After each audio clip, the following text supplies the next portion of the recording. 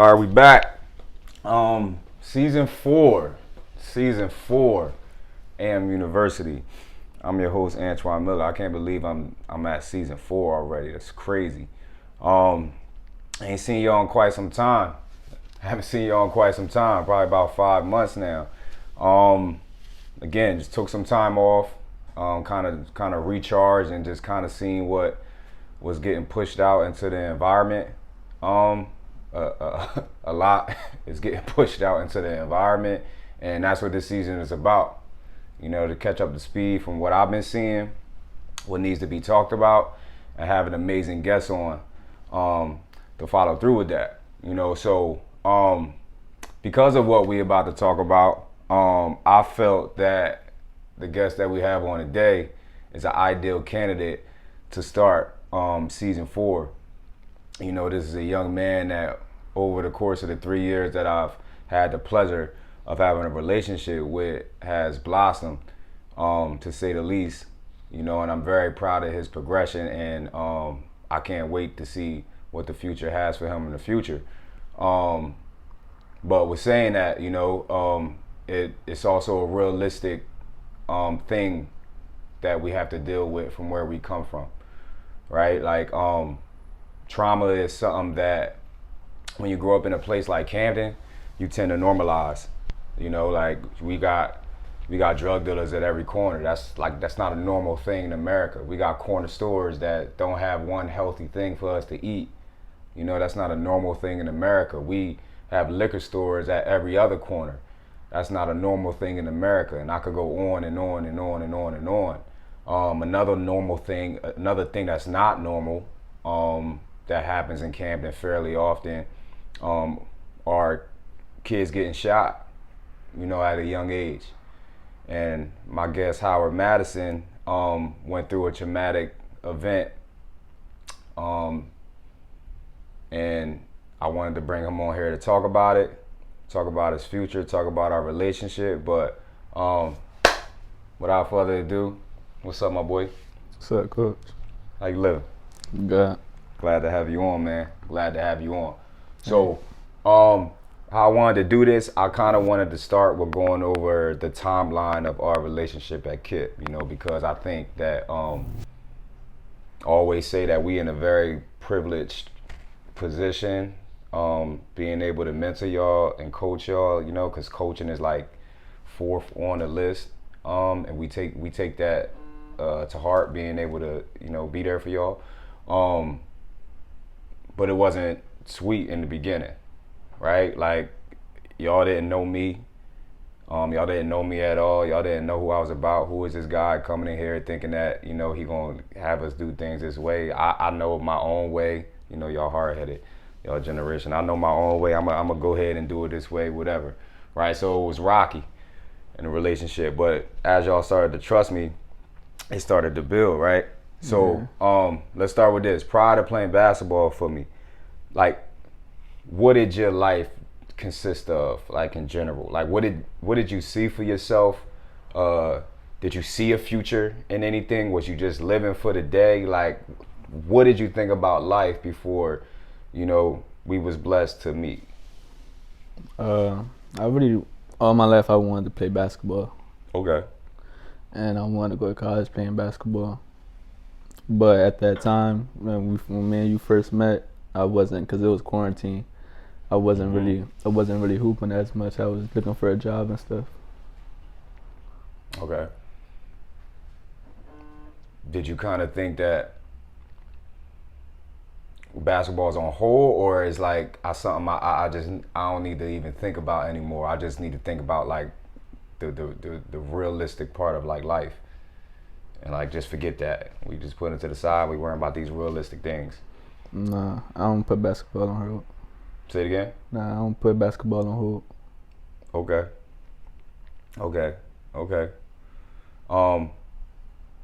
But you ain't had no coach at the moment, you know. So like, what's happening next? Yeah, it was on hold that time.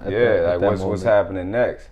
You know, when I came, because I mean, technically, this is our 2nd year of varsity basketball at KIPP, but it's kind of our 3rd year, because our 1st year we just had a JV season, right? So that first JV season that we met, like, what did you think? And I'm saying this because I'm trying to paint a picture and put it in perspective. Like, overall, what I see with y'all kids is like a whole bunch of idle time to do stupid stuff, right? Like, it ain't necessary that y'all want to be a tough guy or that y'all want to be in the streets, but y'all don't really, I don't really know what else to do. So let me just go do what's normalized in my society type of thing, right?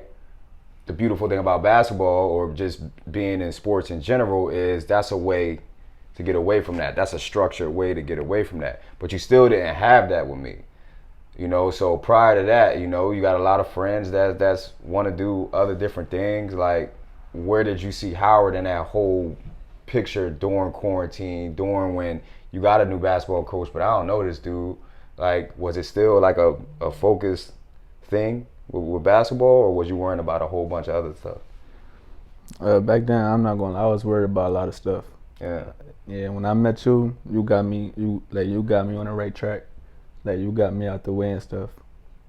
And I was in a lot of stuff. Like, I was in a lot of stuff back then. Yeah, and the reason I'm saying this too, because like early on, if we just being honest, it reflected like in your grades. You know, your grades wasn't strong. I mean, you remember the incident? It was like a carnival or something when you got locked up. Yeah. You know, on the streets or whatever like that. Unity Day. Yeah, when I got that video, I was like, and I'm just being honest because again, you in a different point of your life right now. I was like, what is going on with him? It just seemed like he was just getting angry, and it was like, I don't really care about nothing. And I could be wrong, and correct me if I'm wrong. Like, but that's kind of how it felt. Yeah, I was just doing whatever came my way. Like, I didn't really have no focus. I was living by the day. You was living by the day. Transition into rather, you know, we had a year of JV together, right? Our first varsity year, you know, you end up starting in a playoff game, right? Like, playing your role, understanding your role. You did a whole 360 with your grades. Like, everything started to change with Howard, every single thing. And I'm thinking to myself, you know, and I'm not telling you at a time, and it's probably something that I should say more, but you just started to it looked like you started to do all the right things. And I'm like, yeah, Howard's starting to get it. And I told you the other day, like, I was like, the thing that I appreciate about you the most is you just fearless, bro. Like, nothing that comes your way, and that could be a good thing or a bad thing, but I chose to look at it as a good thing. Like, nothing that comes your way is like, I don't know, it just don't make you afraid. And I see so many people in this world, especially adults, that's just scared to put that next foot forward because of the repercussions of it. I never saw that with you, you know, and that's why I always took a liking to you. But that, along with you just doing everything that's right, I was like, man, damn, Howard gonna be good. Howard, you gonna be good. So during that time, did you, because I saw what you just said with you, right? I saw that you was living for the day, and you was just like, it looked like me, man, and whatever happens. Yeah. Like, right? Mm-hmm. That's how it was. Did it change during that time, your junior year, end of your junior year? You know, we lost a Wildwood game. You was a starter. Now it's an exciting senior year coming up for everything. Tell me about that. Yeah, everything changed my junior year. Cause at first, when I was like, my mind wasn't really nowhere in quarantine. When we built our relationship, like how we got closer, I didn't want to risk anything to get kicked off the basketball team again. So I just stayed on track, did what I had to do, listen to what you told me. And it's because we built a relationship that you felt that way? Yeah. Yeah. Cause I know anything I do like that I used to do, you wouldn't like. And it's like, I don't know, you just like someone I look up to. Not to keep my head on track, not get kicked off the basketball team. Yeah. Yeah. Everything you're saying is my mindset about you. right? Like, so I'm in a good place. I'm talking about me personally, right? At this time, you know, you transition from your freshman sophomore year, you at junior year. We did what we did at the end of the season. You know, I was fine with losing that Wildwood game to the #1 seed because I was like, yo, honestly, y'all felt the pain of something that y'all could have took. You understand? And you let it slip away, not because of the actual game, but because of what y'all didn't do in the off season. And that's just because y'all was inexperienced. Y'all never been here before, right? So me going into the off season, I'm excited, like all the time. Like I'm not really, it's nothing that could really get me upset because one, I got kids that buy in and y'all was showing up doing the work, you know, and you're gonna have a year more experience, et cetera, et cetera, et cetera. Then I get a phone call from Coach Till. Howard got shot. And I'm like,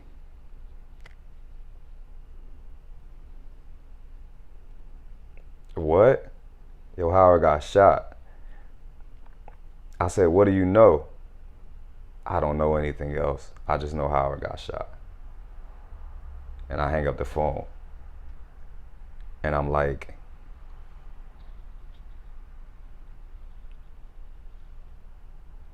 it was like a million things and like emotions running through my head. Like, and I didn't even really know how to channel it, honestly. Because I just didn't see it coming. You know, without naming names or anything like that, just talk about the experience of it and just run through it and we'll go from there. You want me to start when it happened? Yeah, without naming names or anything like that, yeah, just go through it. So is I don't say is like fear.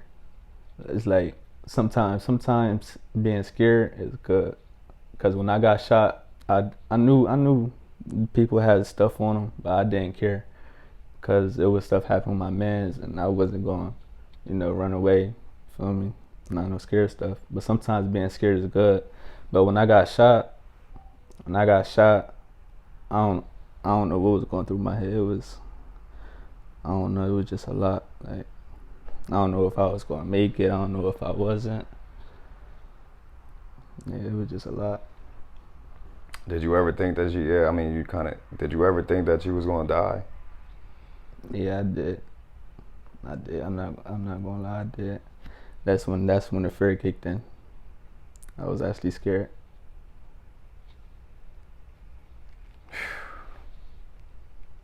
Yo, again, it was like, I couldn't even. I don't know. I was going to all these hospitals, but Cooper. Like Cooper is the only hospital that deals with gunshot wounds.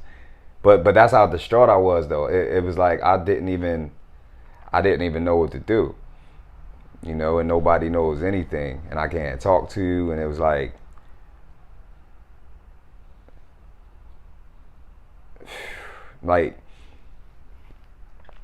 I think about like what y'all kids have to go through. You know, I know you. I know that I know you, and I can talk to anybody that has a problem with you. Like Howard isn't going to start anything with anybody, right? But you're not running from anything either. And it's like, it's easy for me as an adult to say, Howard, that's wrong. Go the other way. It's other ways you can handle this situation. This is your reality too, though. Right now in the present. I don't want to say it's your reality forever. This is your reality in the present. Do you feel like you and your generations have options right now? Like when it comes to circumstances like that? And I'm saying it because I don't know. I'm detached from it. Yes, yeah. It just it just all goes off if we make the right choice or not. So you do feel like y'all all have choices? Yeah, in that moment, I could have avoided getting shot. I could have just went the other way. Like I could have kept going, but I made my choice and I got what I got. What mentally? Because this is good. Then what mentally made you think that you had to make the decision that you made? I don't. It's not. It's not really mentally. It's just who I am. Like I'm not the type of person, cause my man's me and him like brothers, so I can't just run off on him like that. I had to do something. So again, so it sounds like you got morals. Like it sounds like, yo, this is my makeup, and you know, if things go south, then it goes south. But this is who I am, and I'm not running from that for anything that's happening. And like, it's crazy. And like traditional America though, like people don't get shot over that. They just have morals. Only in the hoods, in the ghettos is where, you know, if you stand firm on something, that you could possibly get shot. Right? That's crazy. That's crazy. But yeah, I don't know. I just like y'all gotta go through a lot, man. Like y'all generation gotta go through a heck of a lot, and it's like I'm really trying to understand it. Like the question I was asking you offline about them young boys, like it's I'm just trying to figure it out, man. Like what is it with younger kids? Like, are younger kids angry? Are younger kids bored? Are younger kids asking for help in the wrong ways? Like what's going on, bro? I really, I really think that it's just they probably bored. They probably want to be down. It's like we're followers and leaders, and it's a lot of followers. And you know, we were talking about offline, all followers. But then following who though? That's the trippy part. Like it about me is like who you following? Like another clown? I don't know, man. I be trying to be even keel, like with my emotions about stuff like what we talking about. But it's like, man, don't your generation know that life is like dead? Like that life is over. Like the tough guy person and the dude on the street on the corner. Like who's still sitting on the corner selling drugs, bro? I think about that every time I see somebody on the corner. It's 2023. Like you don't got no car or nothing to go meet. Whatever you got, you still on the corner in 2023? What is happening, bro? Like that stuff is washed. There's so many ways to get money now, but everybody want to do that and glorify that, and nothing comes of it. This is crazy, bro. Everybody want to be tough. Everybody want to be tough. Everybody. And then you got the internet where you could be undefeated as the tough guy because you typing. Yeah. What's happening, yo? Then you put everything on the internet, so if charges do come, like they just sitting there just watching it. Bro, I'm trying my hardest, Howard, but it's dumb stuff. This is why, but honestly, this is why, and I know I'm good at what I do, like, but this is why when it's all said and done, I'ma always thank y'all for giving me the opportunity. Y'all giving me the opportunity for y'all to listen to me. Like, because y'all don't have to do it. Like, it's so many different things in your life that could draw y'all bam, bam, bam, bam, bam, other than what I'm trying to tell y'all to do. You know, y'all made a choice to follow my lead. You know what I mean? The way I'm doing things is hard. That stuff is easy. Real easy for you to go out there and do that. But y'all made a choice and I appreciate it, man. After experiencing something like that, you know, what did the doctor say? You was an inch away from dying, right? Yeah. Yeah, that made me feel lucky. And God gave me a second chance. I ain't gonna take it for granted, so I'm gonna stay focused on basketball. I just had a job interview yesterday. Get a job. Look at that. Look at that.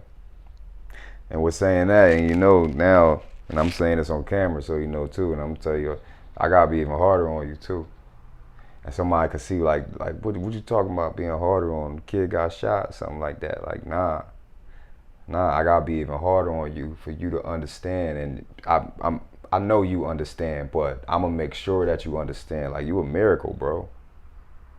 Like you a miracle, bro. You talking about an inch away from dying? You got put in the back of a police car to go to the hospital with all these bumpy roads in Camden. Yeah, it was. You could have died in the back of that cop car. It was real bumpy. You could have died a couple times that day. Yeah. The cop car took like 5-10 minutes to get there. What we talking about, man? You got a reason to be here, bro. And this is why I'm so hard on y'all, man. It's like you cannot take a second for granted. I did that as a kid.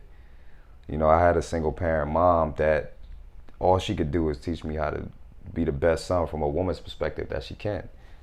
You know, you need dads, you need mentors, you need coaches in order to show you how to be a man, but we don't have that. Again, another thing that we normalize, single parent households with our mom. Our mom can't teach us how to be in this world. That's an animalistic world. Like it's kill or be killed out here. So I can't afford to just pat you on the back. I'm sorry. I can't afford when you're doing something lazy on the court. You know, and that's what some people on the basketball team don't realize. I can't afford to just turn my eye and act like I didn't see that. Because it's going to be a day when I'm not here and you're going to be alone and somebody going to try to literally cut your throat, bro. In this world, with your job, they going whatever, they gonna try to undercut you, bro. And you gotta be prepared for that, to protect yourself, to protect your family, to protect your energy, because it's never gonna stop. It's never gonna stop as long as you live in America. But it's how you handle it. You know what I mean? And I'm not saying this because you here or because you on camera or whatever like that. But you one of my favorite players, bro. Because again, you know, you just keep going. You just keep going. First thing Mimi said to me, yo, when I was sitting in the table in there when Till called me, she was like, he gonna be all right. And you don't never even talk to her like that. This is based off how she see you in a basketball game. She said, nah, he gonna be straight. Like, he a strong kid. Like, he different. Whatever like that. Even what you was going through in the hospital, she was like, he's strong. I tell him I know it hurt right now, but you know, he gonna be fine because he a strong kid. And you know, she was right, man. You know, so you know, I'm proud of you, bro. Like, I'm proud of you. It's a pleasure to have you in my life. You making me a better person. Was saying that, so like, I mean, you already saying it, but what you thinking about in the future as far as what you want to do overall? You want to stay in Camden? Nah, I want to get out of Camden. I want to go to a college out of Camden too. And I want to play college basketball. You gonna come back? Yeah, I'll always come back. There's no right, wrong answer. I know. No right, wrong answer. Do what you want to do, man. But yeah, man, I'm proud of you, man. I'm proud of you, and season is coming. Season is coming, man. What you think, man? What you think? How we gonna do, Howard? What you got, bro? We on camera. Pressure's on, man. How we gonna look this year? What you got? Just straight hard work. You see that? You heard what I asked him? What was his response? Just hard work, man. These kids, boy. Good answer, Howard. Damn, that's a good answer. Testing him out, he passed with flying colors, boy. Damn. It's hard work. That's what I'm talking about, my boy.